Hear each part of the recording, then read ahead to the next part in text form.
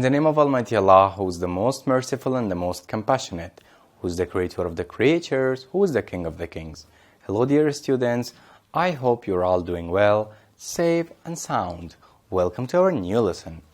Grade 10 English book, Unit 10, Lesson 2, Part 2, page 117 to 118.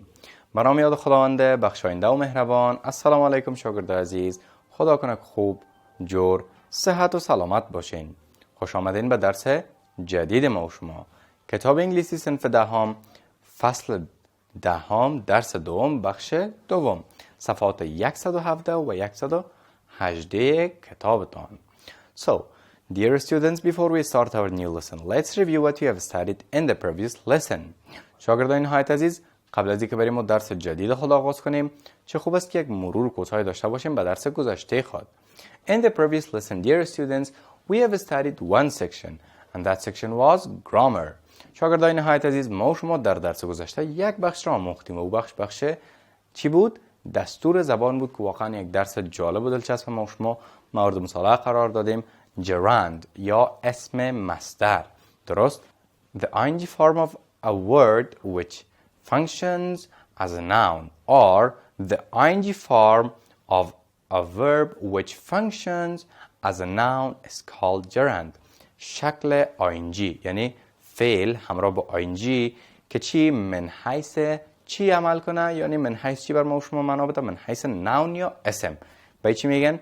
اسم مصدر یا gerund. خب مثال کار کردیم، مثالات کتابم خواندیم، تبدیل کردیم خود ما و شما و تمام شد. درست؟ مثال کار کردیم، تعریف کردیم، مثالات کتابم کار کردیم، خواندیم. امیدوار هستم که یاد گرفته باشین. حتما یاد گرفتین. کارخانگی براتون داده بودم، حتما میایم سر کارخانگی. خب این بود درس گذشته ما شما کوتاه یک مرور کردیم. برای حمایت از ما چینل بیگم اکادمی را سابسکرایب کنید و سپس زنگوله را فشار دهید تا به تمام ویدیوهای درسی ما دسترسی داشته باشید و از آنها مستفید شوید.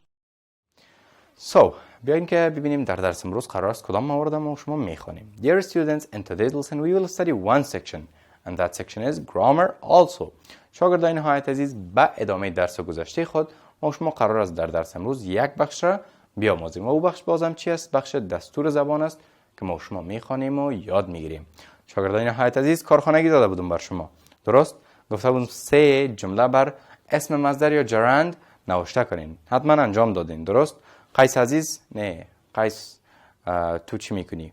به اصطلاح پارتی بازی میکنی و از رفیقای خودت که اونا کارخانگی نمیارن اما تو میمونی میگی که نمیگم استاده، یک نفر اعتباری و اعتمادی ما میخوایم.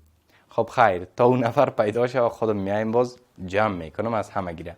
ورقایتان پیشتان باشه، اسمتان نوشته کردگی، فعلا قلم، پنسل، کتابچه‌تان همه چیز آماده. بیاین که درس امروزه شروع کنیم. باز بعد از تایم ما و شما گپ میزنیم. خب به ادامه درس گذشته ما شاگردان نهایت عزیز، اکتیویتی C. Now join the sentences. Follow the example. بر ما و شما گفته که حالا چی کنین؟ ارتباط بتین چی را؟ جملات را. و چی کنین؟ مثال را تعقیب کنین، یعنی از روی مثال. ببینین مثال. They had the ball. اونا همراه سر خود به توپ چی میکنن؟ ضربه میزنن، یعنی به اصطلاح فوتبالیستا و فوتبالرها کلا میکنن توپا. They practice doing it. آنها همی کار را چی میکنن؟ تمرین میکنن. تبدیل میکنیم، ببینین میگیم که they practice hitting the ball. اونا چی را؟ سر زدن یا کلا کردن چی میکنن؟ تمرین میکنن. یعنی شما حتما فوتبال انجام دادین، فوتبال بازی کردین، وقتی که بخصوص کارنر میشه، درست؟ توپ ارسال میکنن، میخواین همراه ضربه سر توپ به گل وارد کنن. امی سر زدن یا کلا زدن به اصطلاح عام و شما تمرین میکنن. دوم شده دقت کنین شاگرد عزیز، البته اولش یک مثال کتاب بود.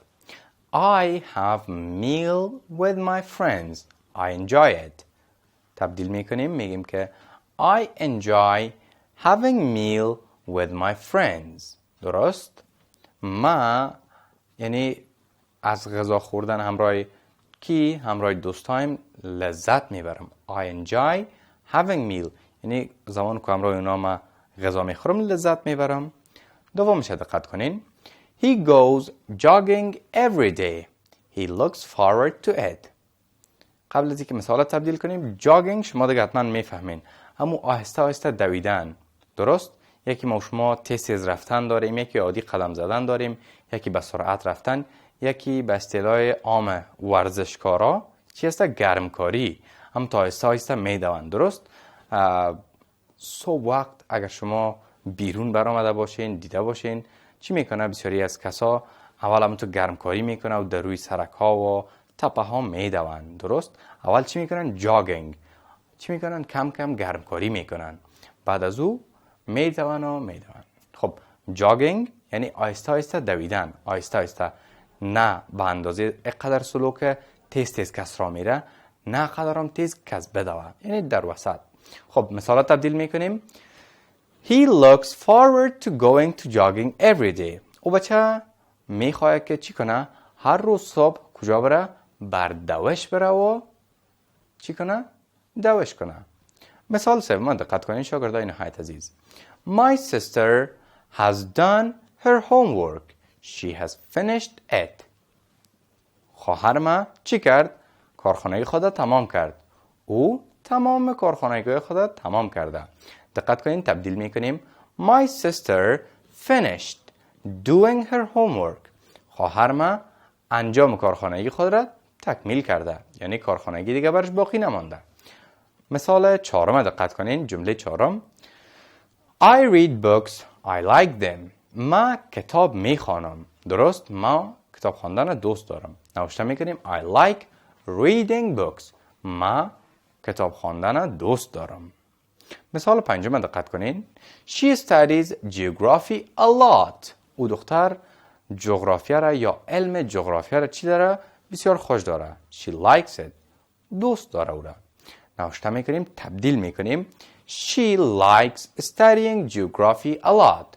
او دختر مطالعه جغرافیا را یا علم جغرافیا را در مجموع چی است؟ بسیار دوست داره. بسیار خوب شاگردای نهایت عزیز. چند جمله کار کردیم؟ چند جمله را ما شما تکمیل کردیم؟ 1 2 3 4 5 جمله را.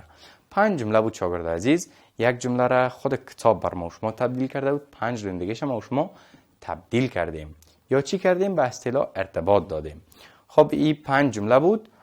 کس در این بخش سوال نداره؟ پیش بریم به درس بسیار جالب که ما شما چطور میتونیم یک جمله را با جمله دیگر ربط بدیم. اگر کس سوال نداره که پیش بریم. بسیار خوب. بخش بعدی ما شما بازم گرامر است، بازم دستور زبان است. بخش بعدی ما شما گرامر، دستور زبان. conjunction. حرف ربط. چی فکر میکنین شاگرد عزیز؟ حرف ربط چی باشه؟ فکر کنین. شما با حروف ربط هر روزه سر و کار دارین، در جملات میخوانین، اما نمیفهمین که امی کلمه یا امی حرف ربط است یا اینکه اینا یاد بگیریم. A conjunction is a word which joins two words, two phrases and two sentences. یک حرف ربط چی است؟ یک حرف ربط یک حرف است که چی میکنه؟ دو کلمه را همراه یکی دیگه چی میکنه؟ وصل میکنه.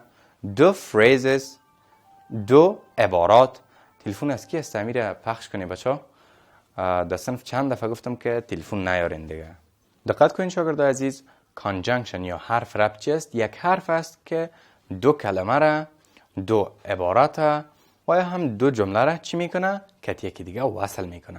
من براتون یک مثال میگم. ببینین دو کلمه را چه رقم؟ دو کلمه را وصل میکنه. درست؟ مثلا چی را؟ دو عبارت یا چی را؟ دو جمله را. اینا را وصل میکنه. مثلا من میگم که I چی؟ I and my friends went to پغمان. ما و دوستایم به کجا رفتیم؟ به پغمان رفتیم. یک چی شد؟ وصل کرد. درست؟ بیاین که مثالای کتاب اینا رو ما شما بخوانیم و یاد بگیریم. ببینین احمد and طارق are old friends. احمد و طارق دوستای چی هستن؟ دوستای قدیمی هستن. احمد and چی است شاگرد عزیز؟ ربط داده اینا را. اگر اینجا مثلا هیچ چیز نمی بود، احمد طارق are old friends، اصلا معنای کامل را بر ما شما ارائه نمی کرد. اما احمد and طارق are old friends بر ما شما معنای کامل را ارائه می کنند. احمد و طارق دوستای چی هستن؟ قدیمی هستن. جمله دوم دقت کنین. The man responded to me as soon as I called him. همون مرد یعنی هدفش میتونه از هر کس باشه. چی هسته؟ یک مرد، مثلا کاکا، عمه، یا یک آدم بیگانه یا دکتر یا یک نفر که اسمش نمیدونی. امو مرد یا امو شخص را که من چی کردم؟ برش زنگ زده بودم. responded جواب مرا داد as soon as I called him. به مجرد که من امرای او آدم تماس گرفتم چی کرد؟ زنگ مرا جواب داد، تماس مرا جواب داد. جمله بعدی دقت کنین. When the teachers talk, the students listen carefully. زمانی که معلمین صحبت میکنند، شاگردان بسیار با دقت گوش میکنند. ببینین باز هم when به طرف کتابایتان اگر متوجه باشین بر ما شما چی کرده؟ بولد کرده یا درشت ساخته. چی را؟ حروف ربط را. دقت کنین. When the teachers talk. مثال بعدی را دقت کنین شاگرد عزیز. She must whip or she will die. She must whip or she will die. او دختر باید که گریه کنه. She must weep or she will die. او دختر باید گریه کنه، اگر نه چی میشه؟ خدای نکرده از بین میمره. مثال بعدی را دقت کنین. I called Ahmad to come to our house tonight, but he didn't come. من به احمد زنگ زدم، تماس گرفتم که بیای امشب به خانه ما، مگر اون نیامد. ببینین but چی کرده؟ وصل کرده. جمله بعدی. Either come to class or leave the school. یا ای که به صنف بیا یا ای که مکتب را ترک کو، یعنی دیگه مکتبم نیا. جمله بعدی. We both love and honor our teachers. ما هر دوی ما هم دوست داریم و هم احترام میگذاریم به معلمین ما. جمله بعدی. A book is a book although there is nothing in it. یک کتاب است، اگرچه در داخلش چیزم نیست، اما بازم کتاب است. Don't go till I come. لطفاً نروید تا زمانی که ما نیامدیم، یعنی تا زمانی که ما نیامدیم شما نرین. ببینین tell در جمله بالا، در جمله قبلی ما شما although چی بود؟ ربط داده بود. مثال آخر دقت کنین. I found my watch where I left it. ما چی کردم؟ ساعتم پیدا کردم. از کجا پیدا کردی؟ از همون جایی که من چی کرده بودم؟ گذاشته بودم یا ترکش کرده بودم. همونجا بود چی کردم؟ از همونجا دوباره من پس گرفتم. خب شاگردان نهایت عزیز، با طرف کتابایتان اگر متوجه باشین یک بار مرور کنین جملات را. شما میبینین که بعض کلمات چی شده؟ درشت شده بر ما، شما بولد شده. همین چی هسته؟ کلمات یا حروف ربط هسته.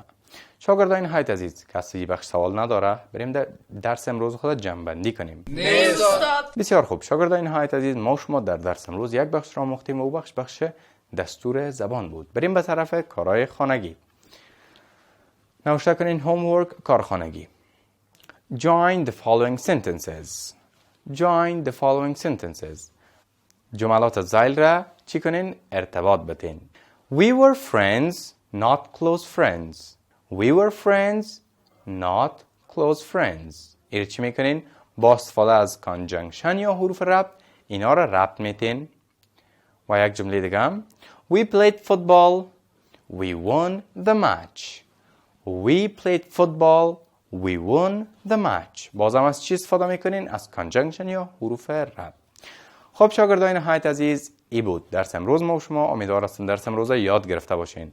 کارهای خانگیتان انجام بدین، درسایتان بخوانین. تا درس آینده شما رو به الله یکتا و به همتا میسپارم. قبل از آغاز درس بعدی وقفه کوتاه میگیریم.